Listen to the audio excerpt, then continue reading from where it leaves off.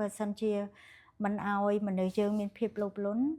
តើយើងធ្វើម៉េចនឹងមានអីដែលរុញយើងឲ្យខំប្រឹងធ្វើការរកស៊ីដើម្បីឲ្យយើងមានជីវភាពរស់នៅសមរម្យល្អឲ្យយើងមានភាពរីកចម្រើនហើយកាលហ្នឹងខ្ញុំឮសំណួរហ្នឹងហើយខ្ញុំ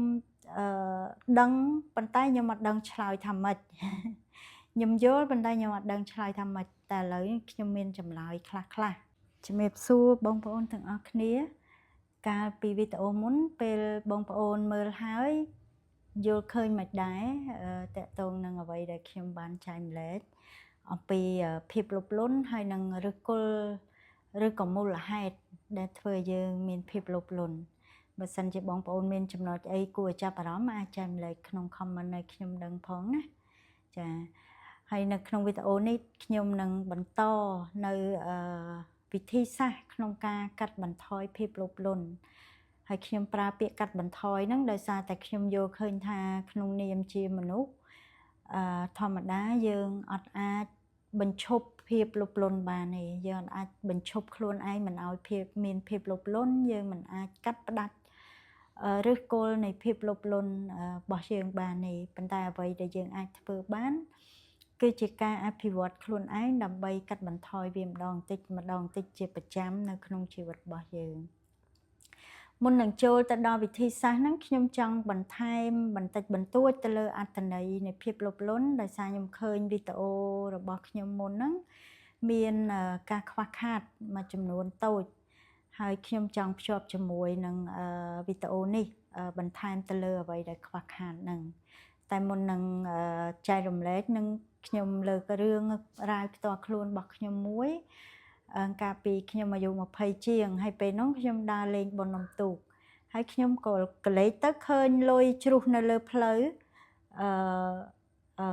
នៅម្ដុំចិត្តវាមេណាហើយខ្ញុំពេលហ្នឹងខ្ញុំចង់បានលុយនឹងខ្លាំងមែនតើចិត្តលោភខ្ញុំវាកើតខ្ញុំរើសលុយនឹងលឿនដាក់ចូលកប៉ៅហើយប្រញាប់ត្រឡប់ទៅវិញ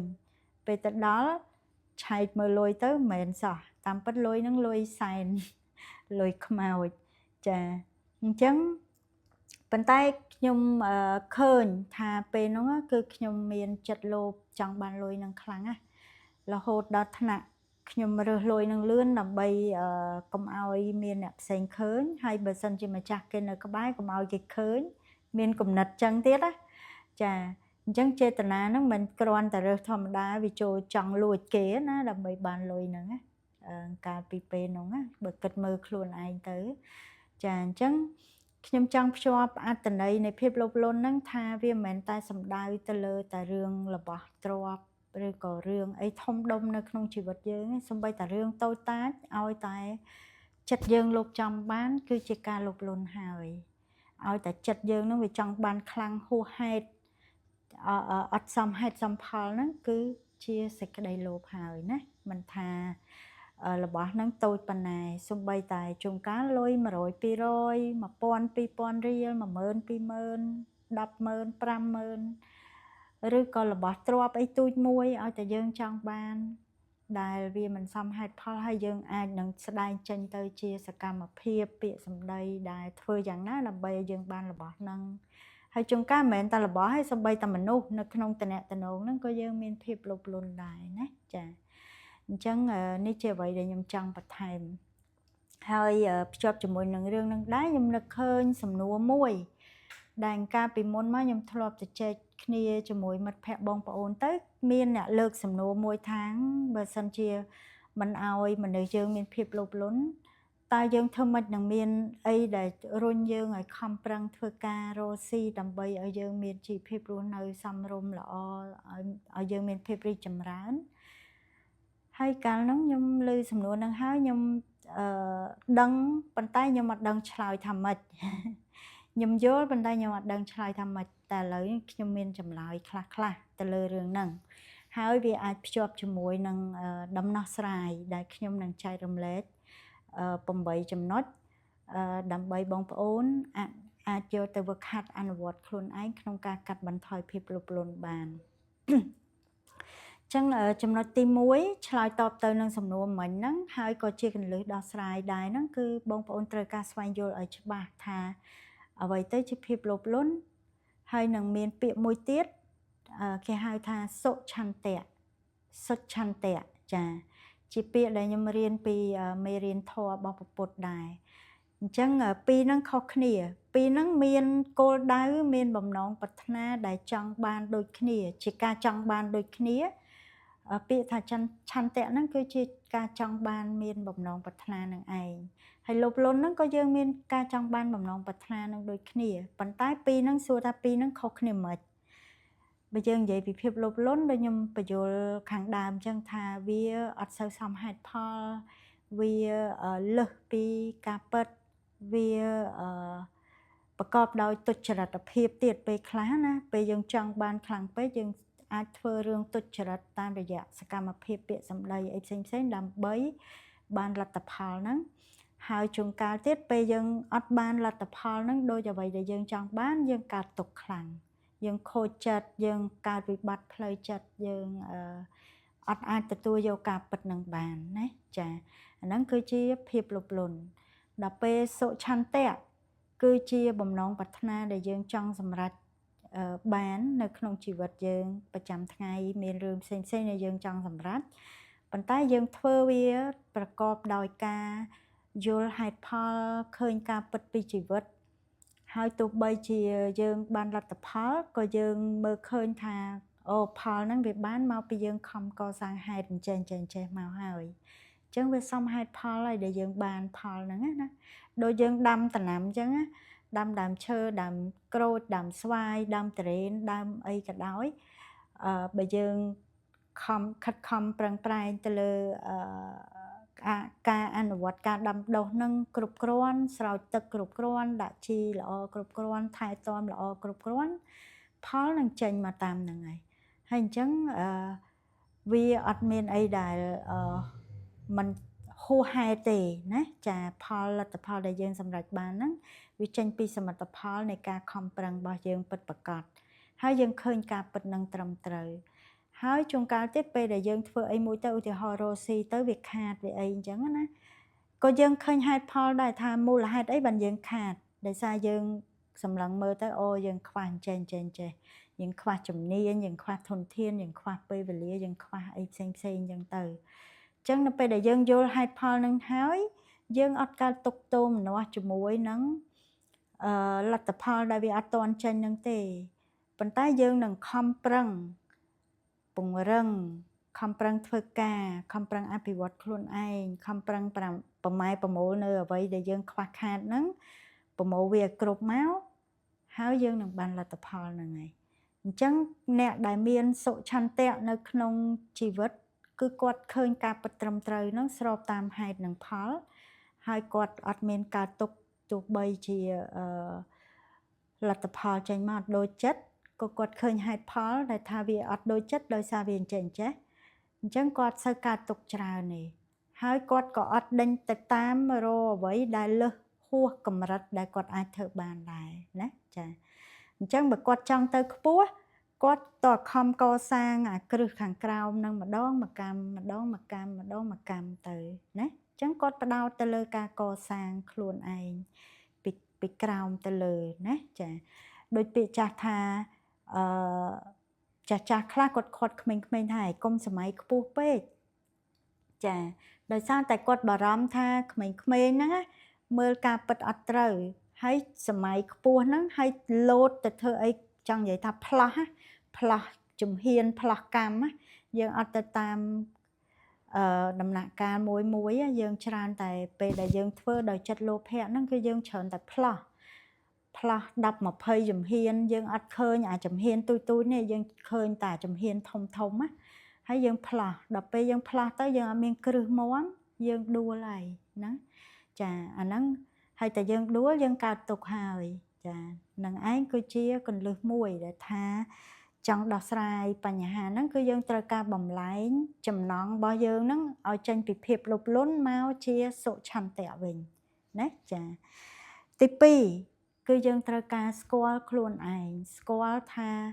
តើជីវិតយើងត្រូវការអីអ្វីដែលជាគោលបំណងពិតប្រាកដនៃជីវិតរបស់យើងអ្វីដែលជាអត្ថន័យនៃជីវិតរបស់យើង ពិតប្រាកដហើយអត្ថន័យហ្នឹងវាផ្សារភ្ជាប់ជាមួយនឹងគោលដៅជីវិតវាផ្សារភ្ជាប់ជាមួយនឹងបែបផែនជីវិតដែលយើងចង់រស់នៅរៀបចំដំណើរជីវិតរបស់យើងនឹងមិនវាផ្សារភ្ជាប់ជាមួយនឹងកិច្ចការងារឬក៏អាជីវកម្មដែលយើងចង់ធ្វើដែលស្របនឹងទេពកោសល្យរបស់យើងវាផ្សារភ្ជាប់ជាមួយនឹងអ្វីដែលយើងចូលចិត្តជាលក្ខណៈកំសាន្តជាការថែទាំសុខភាពផ្លូវកាយផ្លូវចិត្តរបស់យើងអីផ្សេងទាំងអស់ណាចាអញ្ចឹងយើងត្រូវការស្គាល់ខ្លួនឯងយើងត្រូវការស្គាល់តម្រូវការសំខាន់ដែលជីវិតយើងត្រូវការហើយនឹងអ្វីដែលត្រឹមតែជាការចង់បានដែលគ្រាន់តែជាជំរើសទេមានក៏បានអត់ក៏បានដល់ពេលអាតម្រូវការហើយនឹងអ្វីដែលសំខាន់ត្រូវតែមានអញ្ចឹងយើងស្គាល់អាពីរនឹងច្បាស់អត់បើយើងស្គាល់ច្បាស់ហើយយើងវិញយើងនឹងដេញតាមរបស់ដែលខុសអញ្ចឹងកាមិនមែនជាអីដែលយើងចង់បានសំខាន់នៅក្នុងជីវិតរបស់យើងតែយើងច្រឡំថាវាសំខាន់ដែលតាមពិតវាគ្រាន់តែជាការចង់បានទៅតាមទំនោរសង្គមទៅតាមភាពតាក់ទាញរបស់អ្នកកត្តាខាងក្រៅអីចឹងណាអញ្ចឹងពេលដែលយើងអត់ស្គាល់ខ្លួនឯងយើងនឹងដេញតាមភាពតាក់ទាញទាំងអស់ហ្នឹងដូចខ្ញុំបានបកស្រាយនៅក្នុងវីដេអូមុនអញ្ចឹងណាចាចឹងអាហ្នឹងគឺជាកត្តាទី2ដែលថាយើងត្រូវការស្គាល់ខ្លួនឯងឲ្យច្រើនទៅលើរឿងទាំងអស់ហ្នឹងហើយឲ្យច្បាស់លាស់ហើយកត្តាទី3គឺជាការដែលយើងរៀនស្រឡាញ់ខ្លួនឯងរៀនស្រឡាញ់ខ្លួនឯងតាមរបៀបដែលត្រឹមត្រូវពីព្រោះជួនកាលភាគច្រើនយើងស្រឡាញ់ខ្លួនឯងទៅតាមសង្គមបង្រៀនយើងដែលថាស្រឡាញ់ខ្លួនឯងតើតាមានចេះមានចេះបានន័យថាសេចក្តីស្រឡាញ់វាជាប់លក្ខខណ្ឌរហូតតើមានលុយប៉ុណ្ណេះបានហៅថាស្រឡាញ់ខ្លួនឯងតើមានលុយចូលហាងធំប៉ុណ្ណេះបានហៅថាស្រឡាញ់ខ្លួនឯងតើមានទ្រព្យសម្បត្តិតើមានឡានតើមាន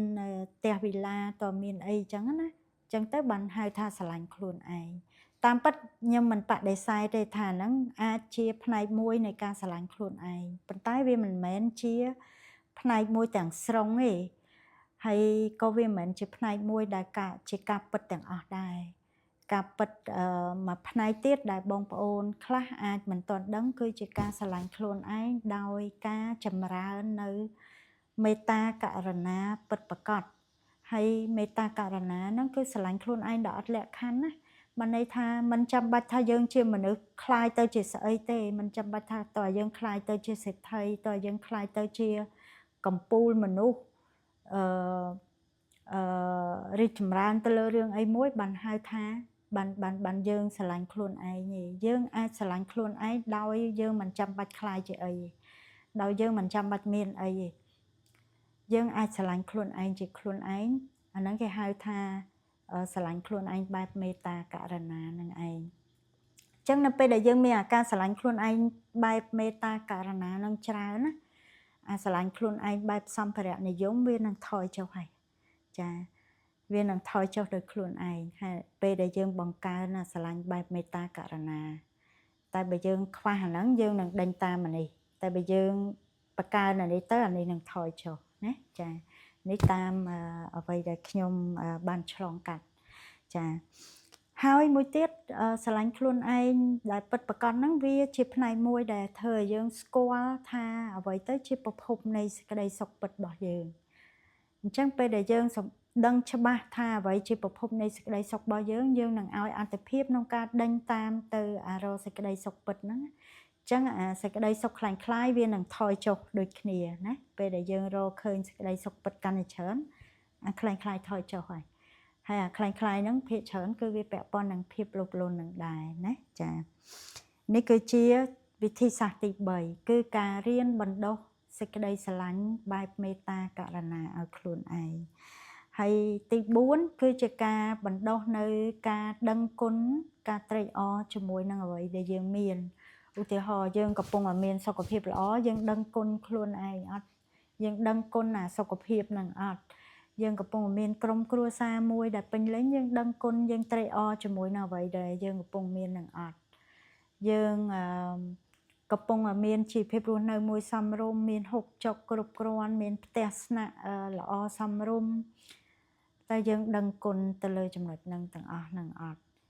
ហើយសំបីតែម្រាមដៃម្រាមជើងយើងណាបងប្អូនខ្ញុំមានបទពិសោធន៍មួយដែលថាពេលដែលឈឺដៃឆ្វេងខ្ញុំមានពេលមួយខ្ញុំឈឺដៃឆ្វេងខ្លាំងរហូតដល់កម្រើកអត់បានណានៅពេលហ្នឹងបានខ្ញុំដឹងថាអូដៃឆ្វេងសំខាន់មែនតើតែកាលពីមុនហ្នឹងខ្ញុំគិតថាដៃស្ដាំសំខាន់ជាងដោយសារតែខ្ញុំជាមនុស្សប្រើដៃស្ដាំច្រើនប៉ុន្តែនៅពេលដែលខ្ញុំកម្រើកដៃឆ្វេងអត់បានខ្ញុំដឹងថាឆ្វេងក៏សំខាន់ដែរហើយមានការងារជាច្រើនដែលខ្ញុំបានប្រើដៃឆ្វេងហើយដល់តែពេលខ្វះវាបានខ្ញុំដឹងពីតម្លៃរបស់វាអញ្ចឹងភាគច្រើននៅក្នុងជីវិតរបស់យើងច្រើនតែដឹងអំពីតម្លៃនៅអ្វីដែលយើងមានហ្នឹងណានៅពេលដែលយើងបាត់បង់វាហើយអញ្ចឹងអ្វីមួយដែលជួយយើងកុំឲ្យស្ដាយក្រោយគឺយើងរៀនទទួលស្គាល់ដឹងគុណត្រេកអរជាមួយនឹងអ្វីដែលយើងកំពុងមានសូម្បីតែម្រាមដៃម្រាមជើងខ្ញុំធ្លាប់ឮអ្នកដែលគាត់មានរបួសជើងដាច់មេជើងមួយគាត់ថាគ្រាន់តែដាច់មេជើងមួយក៏ពិបាកដើរត្រូវរៀនដើរឡើងវិញពីព្រោះមេជើងហ្នឹងក៏សំខាន់ដែរណាអញ្ចឹងគ្រប់ចំណែកនៃរាងកាយរបស់យើងទាំងអស់សិតតែសំខាន់ទាំងអស់ប៉ុន្តែយើងអត់ឲ្យតម្លៃអត់ឲ្យភាពសំខាន់អត់ខ្វល់ពីវានៅពេលដែលយើងកំពុងតែមានវាយើងស្រវឹងណាយើងស្រវឹងនឹងការមានបានហ្នឹងទៅយើងអត់បានដឹងគុណយើងអត់បានត្រេកអរជាមួយនឹងវាប៉ុន្តែយើងទៅដេញតាមរបស់ដែលយើងអត់មានចាអាហ្នឹងឯងដែលធ្វើឲ្យយើងហ្នឹងវែងវាន់ណាហើយមានភាពលោភលន់ហ្នឹងអត់ដែនកំណត់តែបើយើងត្រឡប់មកមើលអ្វីដែលយើងកំពុងតែមានណាក្នុងការរស់នៅប្រចាំថ្ងៃយើងមានអីច្រើនណាដែលអ្នកដទៃអត់មានត្បិតថាយើងក៏ខ្វះអីច្រើនដែរដែលអ្នកដទៃមានប៉ុន្តែវាមានអាការខ្វះខាតខ្លះដែលវាមិនសំខាន់ទេយើងអត់ចាំបាច់ដេញតាមវាគ្រាន់តែយើងជំរុះចោលអ្វីដែលអត់សំខាន់ហើយអត់ចាំបាច់ដេញតាមហ្នឹងយើងជំរុះចោលភាពលោភលន់បានមួយកណោណាចាអូខេអញ្ចឹងនេះគឺជាចំណុចទី4គឺរៀនដឹងគុណរៀនត្រេកអរជាមួយនឹងអ្វីដែលខ្លួនឯងកំពុងតែមានសូម្បីតែខ្យល់ដង្ហើមណាចាហើយអាហ្នឹងក៏ជាការស្រឡាញ់ខ្លួនឯងមួយដែរបណ្ដុះនៅការស្រឡាញ់ខ្លួនឯងដែរណាចាហើយក៏វាធ្វើឲ្យយើងឃើញនៅភាពខុសគ្នារវាងតម្រូវការនិងការចង់បាននៅក្នុងជីវិតរបស់យើងអញ្ចឹងពេលដែលយើងស្គាល់មុខវាច្បាស់យើងអត់វែងទេយើងអត់វែងទៅដេញតាមអ្វីដែលយើងអត់ចាំបាច់ទេណាចាអញ្ចឹងអានេះគឺជាការស្គាល់ខ្លួនឯងមួយដែលសំខាន់ចំណុចទី5គឺរៀនរស់នៅបែបសាមញ្ញហើយមាននៅតាមបច្ចេកទេសពួកបរទេសគេហៅថា minimalism ចាជាទ្រឹស្ដីនៃការរៀនរស់នៅដោយប្រើធនធានតិចបានន័យថាគេកាត់បន្ថយអ្វីដែលវាអត់ចាំបាច់ហ្នឹងមកនៅត្រឹមតែភាពចាំបាច់ណាចាប៉ុន្តែភាពចាំបាច់ហ្នឹងកម្រិតណាម្នាក់អាចខុសគ្នាណាចាអញ្ចឹងយើងជាផ្នែកមួយនៃការដែលយើងស្គាល់ខ្លួនឯងដែរថាតើជីវិតសាមញ្ញរបស់យើងម្នាក់ហ្នឹងយើងត្រូវការអីគេដែលចាំបាច់ដែលសំខាន់សម្រាប់ជីវិតយើងចាហើយយើងរៀនរស់ជាមួយនឹងភាពសាមញ្ញហ្នឹងទៅណាចាអញ្ចឹងភាពសាមញ្ញហ្នឹងម្នាក់ខ្ញុំយល់ថាម្នាក់អាចឲ្យនិយមន័យខុសគ្នាគឺផ្សារភ្ជាប់ជាមួយនឹងអត្តន័យជីវិតផ្សារភ្ជាប់ជាមួយនឹងបែបផែនជីវិតរបស់យើងដូចគ្នាដែរណាចាអូខេហើយចំណុចទី6គឺយើងត្រូវការរៀនចែករំលែកហើយនឹងធ្វើសេចក្តីល្អសប្បុរសផ្សេងនឹងការចែកទានជាទ្រព្យសម្បត្តិជាចំណេះដឹងជាអីផ្សេងណាការដែលយើងរៀនចែករំលែកហ្នឹងណាវាក៏ជាការរួមចំណែកមួយជួយកាត់បន្ថយភាពលោភលន់ដែរពីព្រោះអាភាពលោភលន់ហ្នឹងគឺដោយសារតែយើងជាប់ស្អិតជាមួយនឹង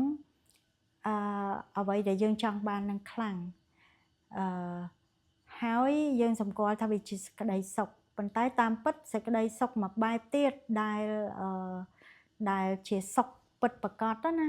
តាមអានេះតាមអីដែលខ្ញុំយល់គឺសុខដែលចេញពីការចែករំលែកសុខដែលចេញពីការផ្ដល់ឲ្យគឺជាសេចក្តីសុខដែលអត់មានជាប់លក្ខខណ្ឌ ចំណែកសេចក្តីសុខពីការលោភលន់ចង់បានរបស់ផ្សេងៗហ្នឹងវាជាសេចក្តីសុខដែលជាប់លក្ខខណ្ឌអញ្ចឹងសុខពីរហ្នឹងខ្ញុំប្រៀបធៀបអានេះខ្ញុំខ្ចីពាក្យលោកគ្រូសានសុជាខ្ញុំធ្លាប់ស្ដាប់មេរៀនធម៌គាត់គាត់ថាសុខហ្នឹងវាមានសុខសន្មតដែលថាសុខមួយសុខដោយរបៀបយើងកើតជំងឺអីមួយដែលធ្វើឲ្យយើងលមាស់ហើយដើម្បីដោះស្រាយមួយអាភាពលមាស់ហ្នឹងយើងត្រូវការអេសរហូត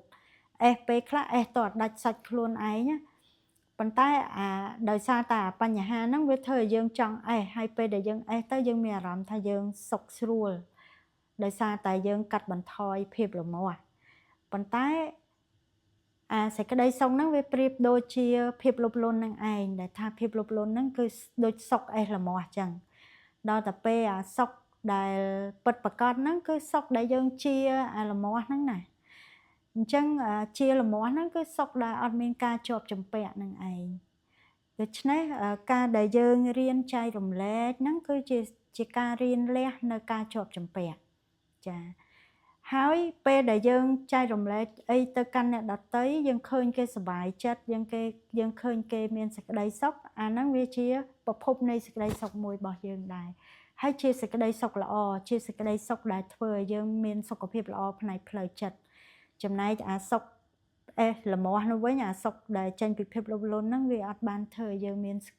សុខភាពផ្លូវចិត្តល្អទេវាកាន់តែធ្វើឲ្យយើង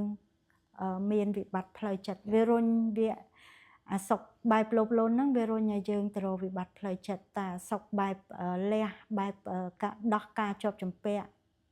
សុខដែលចេញពីការផ្ដល់ឲ្យហ្នឹងគឺជាសុខដែលធ្វើឲ្យយើងហ្នឹងមានសុខភាពផ្លូវចិត្តល្អទៅវិញណាចាអញ្ចឹងអានេះគឺជាកត្តាទី6គឺរៀនចែករំលែកជាអីក៏ដោយដែលយើងមានសូម្បីតែចែករំលែកស្នាមញញឹមហ្នឹងក៏ជាការចែករំលែកដែរណាចាទី7យើងអាចរៀនគ្រប់គ្រងបណ្ដាញសង្គមដែលយើងមើលរាល់ថ្ងៃណាយើងអាចថាបើយើងមើលច្រើនម៉ោងពេកយើងអាចកាត់បន្ថយប៉ុន្តែបើយើងមិនចង់កាត់បន្ថយទេប៉ុន្តែយើងអាចជ្រើសរើសវិធីមួយទៀតគឺយើងមើលអ្វីដែលមានប្រយោជន៍ចាជាជាងមើលអីដែលអត់ប្រយោជន៍ជាជាងមើលអីដែលធ្វើឲ្យយើងមានការប្រៀបធៀបហើយបង្កើនភាពលោភលន់របស់យើងអញ្ចឹងយើងមើល content ឬក៏មាតិកាណាដែលធ្វើឲ្យយើងអាចអភិវឌ្ឍខ្លួនឯងបន្ថែមបានអញ្ចឹងបើយើងអាចដូរអញ្ចឹងបានវាជួយយើងនៅក្នុងការដោះស្រាយជាមួយនឹងភាពលោភលន់នឹងដែរទី8ចុងក្រោយគឺជារបៀបការអនុវត្តនៅសមាធិនិងវិបស្សនាអាចបងប្អូនខ្លះអាចអនុវត្តត្រឹមតែសមាធិអាហ្នឹងក៏មិនអីដែរឲ្យតែបានសមាធិហ្នឹងគឺកាន់តែល្អហើយបងប្អូនល្អជាងយើងអត់បានវឹកហាត់សមាធិចាពីព្រោះសមាធិហ្នឹងវាជួយធ្វើឲ្យយើងចិត្តស្ងប់គឺជារបៀបដែលយើងផ្ដោតអារម្មណ៍ទៅលើអីមួយដែលអត់បង្កបង្កើនភាពលោភលន់ណាចាអញ្ចឹងសមាធិហ្នឹងវាជួយបង្ក្រាបភាពលោភលន់របស់យើងនឹងឯងណាចាឲ្យវាស្ងប់ចុះ